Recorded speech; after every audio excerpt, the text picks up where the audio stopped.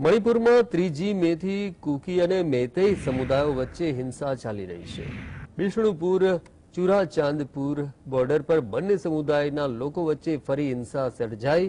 આ હિંસામાં 3 લોકોની ગોળી મારી અને હત્યા કરી દેવાઈ તો ચોથી એક વ્યક્તિનું ગળું કાપી અને હત્યા કરાઈ। આ દરમિયાન કુકી સમુદાય દ્વારા સૈન્ય સુરક્ષાની માંગને લઈ અને સુપ્રીમ કોર્ટમાં સુનાવણી હાથ ધરાઈ। कोर्टे मणिपुर सरकार पासेथी राज्य में जातीय हिंसा रोकवा माटे लीधेला पगला अंगे 1 सप्ताहनी अंदर स्टेटस रिपोर्ट मांग्यो छे। आ मामले आगामी सुनावणी 10 जुलाईना रोज हाथ धराशे।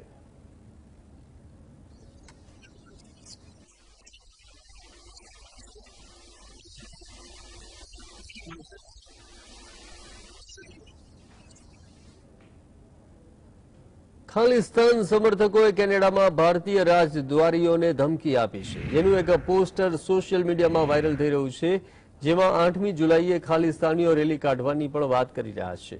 જે બાબતને જોતા ભારતે ચેતવણી આપી છે કે જો કોઈ દેશ ખાલિસ્તાનીઓને સમર્થન આપશે તો તેની સીધી અસર ભારત અને સમર્થન આપનારા દેશો પર પડશે। પોસ્ટરમાં સામેલ ભારતીય રાજદ્વારીઓના નામ પર વિદેશ મંત્રી ડોક્ટર એસ જયશંકરે કહ્યું કે અમે કેનેડા, यूएसए, यूके, ऑस्ट्रेलिया जेवा अमारा सहयोगी देशों ने खालिस्तानीओं ने जग्या न आपवा विनंती करी छे।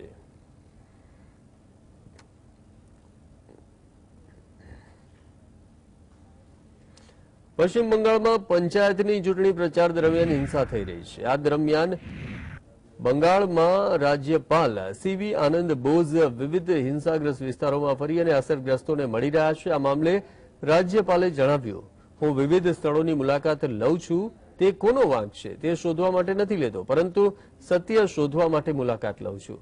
હું જે નિવેદન આપું છું તે ભારતના બંધારણને અનુલક્ષીને જ આપું છું અને રાજ્યપાલની કામગીરીને અનુલક્ષીને જ આપું છું। બંધારણીય પદ પર રહેનારા કોઈ પણ વ્યક્તિ તેની ફરજ નિભાવી શકે છે અને રાજ્યપાલ પણ તેમાં હસ્તક્ષેપ નહીં કરે, તેઓ સ્વતંત્ર રીતે કામ કરી શકશે।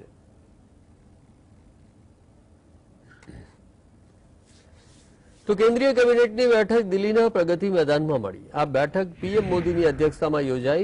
बैठकमां गृहमंत्री अमित शाह, नितिन गडकरी, अनुराग ठाकुर, किशन रेड्डी सहितना घणा मंत्रीओ हाजर रह्या। सूत्रोना जणाव्या अनुसार आ बैठक केंद्रीय मंत्री परिषदमां फेरबदलनी शक्यताने लईने योजाई रही होवानुं सामे आव्युं छे અને સાથે જ एनसीपी नेता अजित पवार અને તેમની પાર્ટીના ધારાસભ્યો ભાજપમાં જોડાયા પછી केंद्रीय गृहप्रधान अमित शाह અને પક્ષના અધ્યક્ષ જેપી નડ્ડા સહિત ભાજપના વ્યૂહ રચનાકારો સાથે સંકળાયેલી ઘણી બંધ બારણે બેઠકો યોજાઈ રહી છે।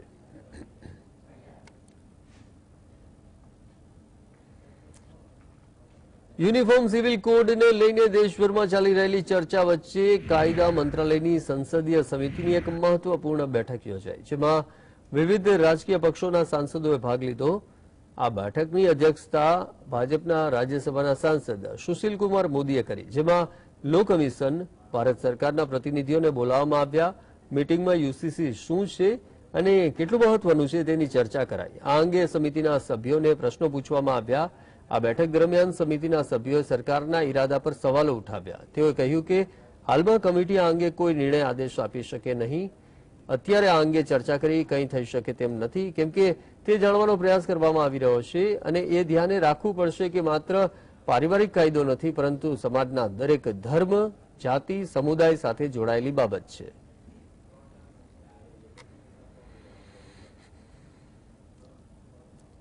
મહારાષ્ટ્રમાં રાજકીય ઉથલપાથલ બાદ બિહારમાં રાજકીય બયાનબાજીએ જોર પકડ્યું છે। સુશીલ કુમાર મોદીનું કહેવું છે કે શરદ પવારની પાર્ટી एनसीपी में बळवो थवानुं कारण विपक्षी एकतानी पटना बेठकनुं परिणाम छे। टूंक समयमां जनता दल युनाइटेड में पण नासभाग मची जशे। सुशील कुमार मोदीए राजकीय उथलपाथलना दावा पाछळ तर्क रजू कर्यो के बिहार में पण विद्रोहनी स्थिति सर्जाई रही है, कारण के नीतीश कुमारे छेल्ला 17 वर्षमां क्यारेय धारासभ्यो अने सांसदोने मळवानो समय आप्यो नथी। लोकोए एकाद वर्ष सुधी राह जोवी पड़ती हती।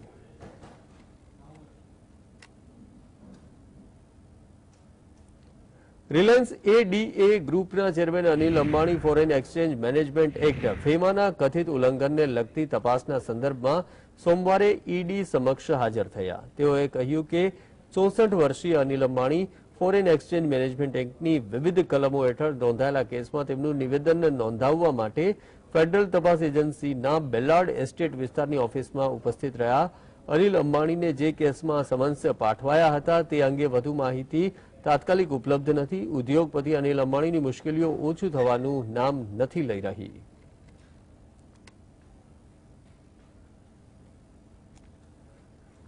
એનસીપી નેતા શરદ પવારે જણાવ્યું કે મને આવો ઘણો અનુભવ છે. ભૂતકાળમાં પણ સાંસદો પાર્ટી છોડી અને જતા રહ્યા, પરંતુ જે લોકો પાર્ટી છોડીને ગયા તે લોકો ભૂતપૂર્વ નેતા થઈ ગયા અને જનતાએ મને ફરી સમર્થન આપ્યું. મને આવો અનુભવ 2 થી 3 વખત થયો છે.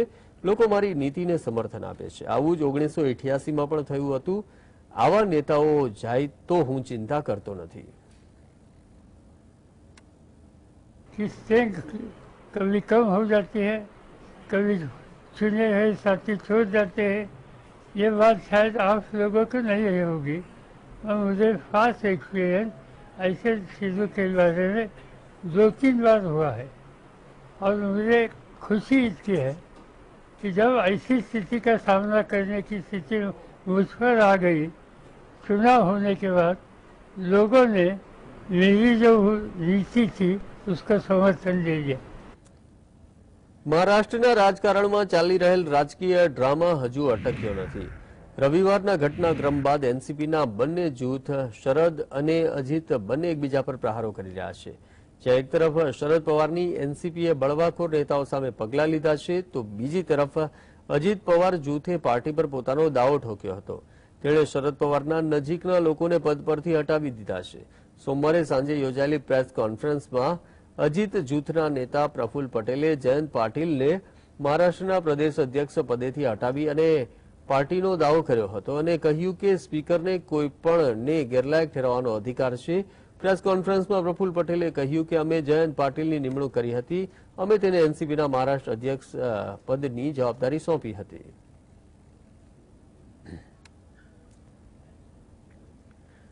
એનસીપી પ્રમુખ શરદ પવારે મહારાષ્ટ્રના રાજકારણ વિશે વાત કરતા જણાવ્યું કે ઉદ્ધવ ઠાકરેના નેતૃત્વમાં અમે મહારાષ્ટ્રમાં સેવા કરી રહ્યા છીએ, પરંતુ કેટલાક લોકોએ એનસીપીને પડતી મૂકી છે.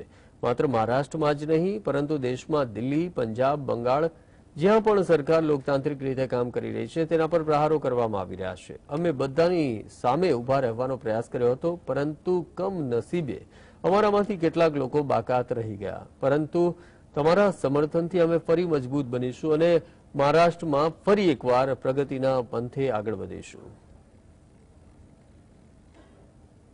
पेंग दिखाने के लिए यहाँ किसी को बुलाए नहीं. 8-10 दिन के बाद लोग जब सोचेंगे तब मुझे भी पक्की स्थिति क्या है इसका अंदाज़ा आएगा. और दूसरी बात है कि स्ट्रेंथ कभी कम हो जाती है, कभी चुने हुए साथी छोड़ जाते हैं. ये बात शायद आप लोगों को नहीं रही होगी, और मुझे खास एक्सपीरियंस ऐसे चीज़ों के बारे में 2-3 बार हुआ है.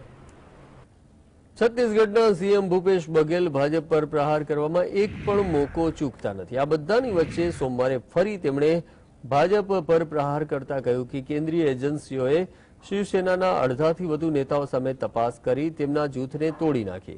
થોડા દિવસ પહેલા એનસીપીના નેતાઓ સામે તપાસ કરાવી એનસીપીને પણ તોડી નાખી. ભારતીય જનતા પાર્ટી દેશમાં કઈ રીતની રાજનીતિ કરવા માંગે છે તે ખબર પડતી નથી. वही बोला ना, सेंट्रल एजेंसी के माध्यम से ये पहले शिवसेना को तोड़ा. शिवसेना में आधा दर्जन से अधिक नेता थे जिनके खिलाफ सेंट्रल एजेंसी जांच कर रही थी. सारे लोग गए, अब वो जांच बंद हो गई. अभी कुछ दिन पहले ही एनसीपी के नेता के यहाँ छापा पड़ा था. अब वो जैसे एनसीपी छोड़ के आए तो मंत्रिमंडल में बंद जगह स्थान मिल गया. उनको कल शपथ लिए बढ़िया से, तो उनका भी મહારાષ્ટ્રના સતારામાં એનસીપીના નેતા શરદ પવારે જણાવ્યું કે અમે ઉદ્ધવ ઠાકરે સરકાર સાથે મળી અને પ્રદેશની જવાબદારી સંભાળી, ત્યારે કેટલાક લોકોએ અમારી સરકારને ઉથલાવી દીધી. આ પ્રકારની ઘટના દેશના અન્ય રાજ્યોમાં પણ બની ચૂકી છે. કેટલાક સમૂહ ધર્મ અને જાતિના આધારે દેશ અને સમાજમાં તિરાડ ઊભી કરવા માંગે છે. અમારી વિચારધારા સાંપ્રદાયિકતા અને જાતિવાદને પ્રોત્સાહન આપતી નથી. મહારાષ્ટ્રના લોકોએ પોતાની તાકાત બતાવવી પડશે. અમે નવી શરૂઆત કરીશું.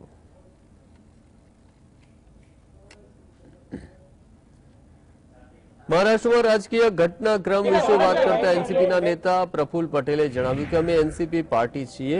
પ્રફુલ્લ પટેલને જ્યારે પૂછવામાં આવ્યું કે શું તેઓ દિલ્હી જવાના છે, ત્યારે જવાબમાં તેઓએ જણાવ્યું કે શપથ ગ્રહણ સમારોહ બાદ આ પહેલો દિવસ છે અને અમે નક્કી કરીશું। અમે દિલ્હી જવા બાબતે કોઈ ચર્ચા કરી નથી, અમે માત્ર મહારાષ્ટ્રમાં સરકાર રચવા બાબતે ચર્ચા કરી હતી।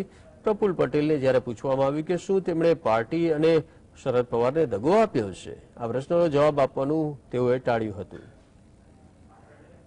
And as NCP, we are the NCP, and that is what we are doing. Are you going Delhi, sir? No, we will decide now. Today is the first day after the swearing in. So Are we you are all comfortable sitting. with the central minister, sir? No, there is no question. We have not discussed anything about Delhi. We have only discussed about the formation of a government in Maharashtra, and that is what has been done. Sir, do you ditch the party and Sharad Pawar too because he is unhappy, sir? Maharashtra વિધાનસભાના speaker Rahul નરવેકરે જણાવ્યું કે વિપક્ષના નેતાને માન્યતા વિધાનસભાના અધ્યક્ષ આપે છે। કોઈપણ નિર્ણય લેતા પહેલા વિધાનસભાના અધ્યક્ષે તમામ નીતિ નિયમોને ધ્યાનમાં લેવા પડે છે। અજીત પવારને કેટલાક ધારાસભ્યોનું સમર્થન છે એ વિશે મને કોઈ જાણકારી નથી। अजीत पवार के पास कितने लोगों का समर्थन है, क्या इसके बारे में कोई पत्र विभाग आपसे हुआ इसके है? बारे में मेरे पास कोई भी अभी तक मालूमात नहीं है। सर, लीडर ऑफ अपोजिशन की बात हो रही है। महाविकास आघाड़ी में कांग्रेस बड़ी पार्टी है, लेकिन एनसीपी की तरफ से लेटर दिया जा रहा है, क्या कहना चाहते हैं? सभागृह में विरोधी पक्ष नेता का चयन को रिकग्निशन सम्मान्य विधानसभा अध्यक्ष देते हैं। ये अधिकार सम्मान्य विधानसभा अध्यक्ष का होता है और इस अधिकार का वापर करते समय विधानसभा अध्यक्ष को जो विधानसभा के नियम है उसके साथ ही जो संवैधानिक प्राविधान है उन सब का विचार करके उचित निर्णय लेना अपेक्षित है। ઉદ્ધવ ઠાકરે સમૂહની શિવસેનાના નેતા અને રાજ્યસભાના સાંસદ સંજય રાઉતે દાવો કર્યો કે મહારાષ્ટ્રને નવા સીએમ મળશે। એકનાથ શિંદેને હટાવવામાં આવશે। એકનાથ શિંદે સાથે જે 16 ધારાસભ્યો છે તેમને ગેરલાયક ઠેરવવાનો કેસ હજુ પેન્ડિંગ છે। આ કેસમાં ધારાસભ્ય ગેરલાયક ઠેરવશે અને કેટલાક માટે અજીત પવારને મહારાષ્ટ્ર સરકારમાં સામેલ કરવામાં આવ્યા છે। ભાજપ, કોંગ્રેસ, એનસીપી અને શિવસેનામાં ભંગાણ કરાવવા માંગે છે, પરંતુ તેનાથી તેમને કોઈ ખાસ ફાયદો થશે નહીં। મહારાષ્ટ્રમાં અમે એક સાથે લડીશું। પીએમ મોદીએ એનસીપીના નેતાઓને ભ્રષ્ટ કહ્યા હતા અને મહારાષ્ટ્રની શિંદે ફડણવીસ સરકારમાં તેમનું સ્વાગત કરાયું છે। कैमरे के सामने बोल रहा हूं, महाराष्ट्र का मुख्यमंत्री बदलने जा रहा है। महाराष्ट्र को नया मुख्यमंत्री मिलेगा। एकनाथ शिंदे को हटाया जा रहा है। जो चल रहा है एक केस डिस्क्वालिफिकेशन का, उसमें एकनाथ शिंदे के साथ 16 जो विधायक है वो डिस्क्वालीफाई होने जा रहे हैं। इसलिए ये अजीत पवार जी को भागम भाग में अपने पार्टी में लिया है और अजीत पवार मुख्यमंत्री बनने जा रहे हैं। મધ્યપ્રદેશના સીએમ શિવરાજસિંહ ચૌહાણે જણાવ્યું કે મહારાષ્ટ્રમાં વિપક્ષ લગભગ ખતમ થઈ ચૂક્યું છે। શિવસેના અને એનસીપી પાર્ટી ખતમ થઈ ગઈ છે। અન્ય જગ્યાઓ પર જોઈએ શું થાય છે। આ ગઠબંધન નહીં પરંતુ ઠગબંધન છે। ભ્રષ્ટાચાર કરનારા લોકો સમાન સ્વાર્થને ધ્યાને રાખી અને ગઠબંધન બનાવવાનો પ્રયાસ કર્યો છે। આવા ગઠબંધન વૈચારિક હોતા નથી અને કેટલાક લોકો એવા પણ હોય છે જે રાષ્ટ્રહિતને ધ્યાનમાં રાખી અને તેમાંથી બહાર નીકળી જાય છે। वैसी भरनी कर्म प्रधान विश्व करी राखा, जो जस कीन सो तस फल चाखा। कर्मों का परिणाम है। अब अपोजिशन लगभग महाराष्ट्र में खत्म है। शिवसेना भी गई, एनसीपी भी गई। देश तो मोदी जी के पीछे खड़ा है और बाकी जगह भी अब देखिए क्या होता है। देखिए ये जो गठबंधन है, ये गठबंधन ही ठग बंधन है। મુંબઈમાં મહારાષ્ટ્ર નિર્માણ સેનાના કાર્યકર્તાઓએ પ્રમુખ રાજ ઠાકરે અને ઉદ્ધવ ઠાકરે ફરીવાર એક થાય તેવા અનુરોધ કરતા પોસ્ટર્સ લગાવ્યા છે। પોસ્ટર્સમાં ઉદ્ધવ ઠાકરે, રાજ ઠાકરે અને બાલાસાહેબ ઠાકરેના ફોટો દર્શાવાયા છે। આ વિશે વાત કરતા ઉદ્ધવ ઠાકરે સમૂહના નેતા સંજય રાઉતે જણાવ્યું, મહારાષ્ટ્રના લોકો અમારી સાથે છે, લોકો અમને સમર્થન આપશે। महाराष्ट्र की जनता हमारे साथ है और साथ रहेगी। जनता साथ है, जनता हमको साथ देने वाली है। મહારાષ્ટ્રમાં શિંદે ફડણવીસ સરકારમાં સામેલ થયા બાદ અજીત પવાર, ઉર્જા મંત્રી છગન ભુજબળ, પ્રદેશના ડેપ્યુટી સીએમ દેવેન્દ્ર ફડણવીસને મળ્યા હતા. સૂત્રો પાસેથી મળતી માહિતી પ્રમાણે આ મુલાકાત દરમિયાન નેતાઓ વચ્ચે કેબિનેટમાં મંત્રીમંડળની વહેંચણી મુદ્દે ચર્ચા થઈ. અગાઉ અજીત પવાર પાસે પાણી પુરવઠો, ઉર્જા અને નાણાં મંત્રાલય હતું. જો કે વર્તમાન સમયમાં ત્રણેય મંત્રાલય દેવેન્દ્ર ફડણવીસ પાસે છે.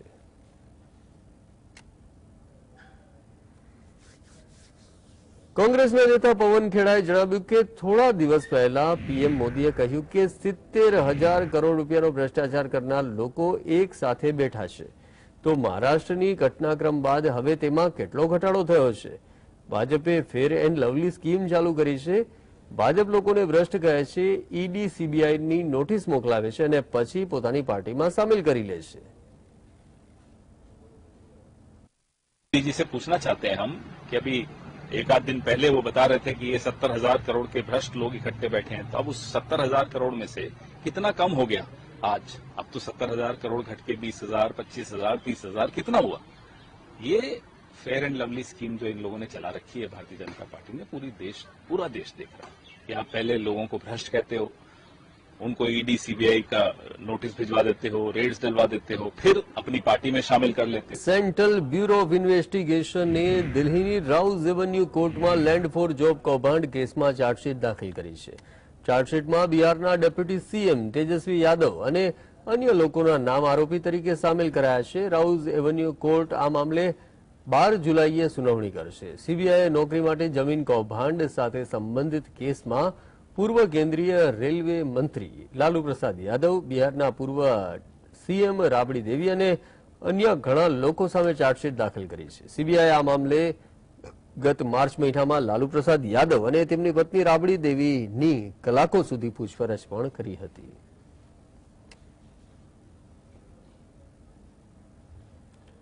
મોદી સરકારના મંત્રીમંડળમાં ફેરફાર કરવામાં આવી શકે છે તેવી અટકળોએ જોર પકડ્યું છે. જો કે આ મુદ્દે કોઈપણ પ્રકારની સત્તાવાર જાણકારી નથી અપાઈ. 29મી જૂનના રોજ પીએમના નિવાસસ્થાન પર પીએમ મોદી, કેન્દ્રીય ગૃહમંત્રી અમિત શાહ અને ભાજપ અધ્યક્ષ જેપી નડ્ડા વચ્ચે લગભગ 4 કલાક સુધી બેઠક ચાલી હતી. વર્ષ 2021માં પણ કેન્દ્ર સરકારના મંત્રીમંડળમાં મોટા ફેરફાર કરાયા હતા. સૂત્રો પાસેથી મળતી માહિતી પ્રમાણે મહારાષ્ટ્રના નેતા પ્રફુલ્લ પટેલને પણ મોદી સરકારના મંત્રીમંડળમાં સ્થાન મળી શકે છે. આ સાથે જ ઘણા રાજ્યોમાં ભાજપના સંગઠનમાં પણ ફેરફાર કરવામાં આવી શકે છે.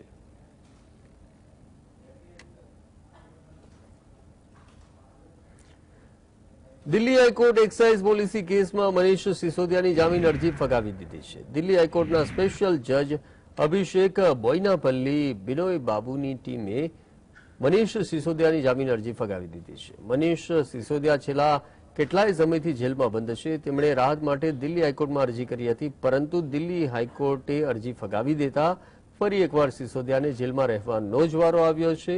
દિલ્હી હાઈકોર્ટમાં ઈડીએ મનીષ સિસોદિયાને જામીન આપવાનો વિરોધ કર્યો.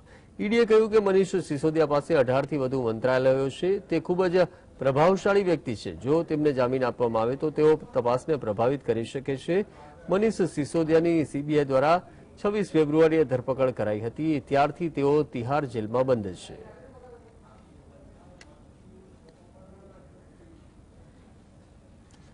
કોંગ્રેસ સહિત કેટલાક અન્ય વિપક્ષી દળોની બીજી બેઠક બેંગલુરુમાં 17મી અને 18મી જુલાઈએ યોજાશે.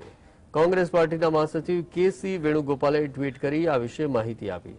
વિપક્ષી દળોની બેઠકની તારીખ પાછળ ઠેલાવવાનો નિર્ણય મુખ્યત્વે બિહાર અને કર્ણાટકમાં વિધાનસભાના સત્રને ધ્યાને રાખી અને લેવામાં આવ્યો. બિહારમાં વિધાનસભાનું સત્ર 10મી જુલાઈથી તો કર્ણાટકમાં 3જી જુલાઈથી સત્ર શરૂ થયું. આ પહેલા 23મી જૂનના રોજ પટનામાં વિપક્ષી દળોની બેઠક યોજાઈ. વિપક્ષી દળોની બીજી બેઠક શિમલામાં યોજાવાની હતી, પરંતુ હિમાચલ પ્રદેશમાં હિમવર્ષાના કારણે બેઠકને બેંગલુરુ શિફ્ટ કરાઈ છે.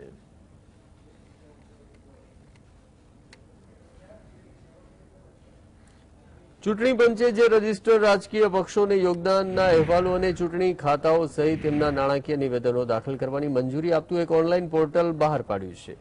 આ પગલાંને ચૂંટણીમાં વધુ પારદર્શિતા લાવવાના પ્રયાસ તરીકે જોવામાં આવી રહ્યું છે.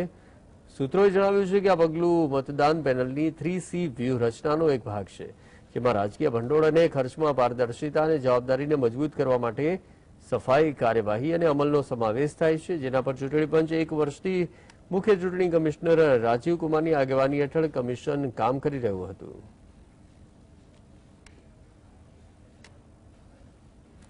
ભારતમાં વૈશ્વિક વેપારમાં કેટલોક મોટો ફેરફાર કરવામાં આવ્યો, જેમાં એસજીએક્સ નિફ્ટી, જે શેરબજારની શરૂઆતનું ચોક્કસ મૂલ્યાંકન કરવા માટે જાણીતી છે, તેનું નવું નામ ગિફ્ટ નિફ્ટી કરી દેવાયું છે.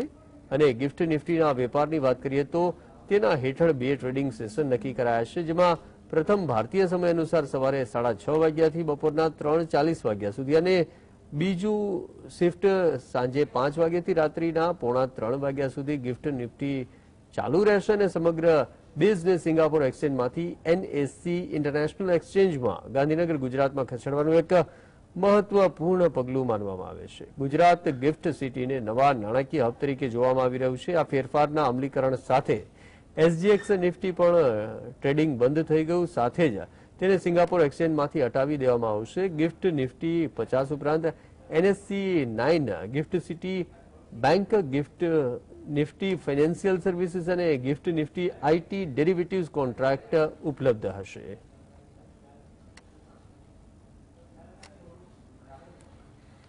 તો જુલાઈ મહિનાનું પ્રથમ ટ્રેડિંગ સેશન પણ ભારતીય શેર બજાર માટે ઐતિહાસિક રહ્યું. સેન્સેક્સ અને નિફ્ટી બંને રેકોર્ડ સ્તર પર બંધ રહ્યા. સેન્સેક્સે ખુલતાની સાથે જ પહેલીવાર 65,000નો આંકડો પાર કર્યો.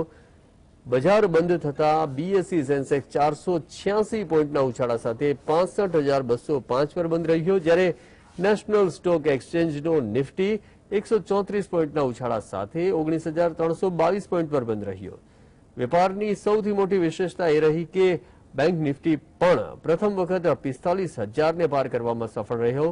આ સિવાય FMCG, energy, metals, infra, media, real estate સેક્ટરમાં તેજી જોવા મળી, જ્યારે આઈટી, ઓટો, ફાર્મા, હેલ્થકેર અને કન્ઝ્યુમર ડ્યુરેબલ સેક્ટરમાં શેર ઘટી અને બંધ રહ્યા હતા.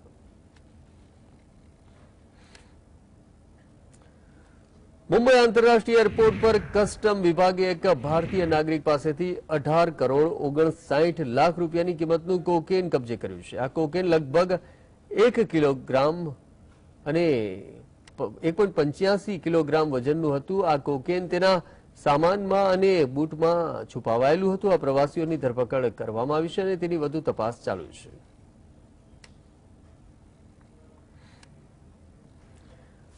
હરિયાણા સરકારે પહેલીવાર ઐતિહાસિક પગલું ભરતા અવિવાહિતોને પેન્શન આપવાની જાહેરાત કરી છે. પ્રાપ્ત માહિતી અનુસાર ખટ્ટર સરકારે હરિયાણામાં 45 થી 60 વર્ષથી વધુ વયના અપરિણિત પુરુષો અને મહિલાઓને પેન્શન આપવાનો નિર્ણય કર્યો છે. સ્નાતક માટે આવી પેન્શન યોજના લાવનાર હરિયાણા દેશનું પ્રથમ રાજ્ય બન્યું છે. ઉલ્લેખનીય છે કે સીએમ મનોહરલાલ ખટ્ટરે જનસંવાદ કાર્યક્રમ દરમિયાન 60 વર્ષના અપરિણિત વૃદ્ધની માંગણી પર આ નિર્ણય લીધો છે.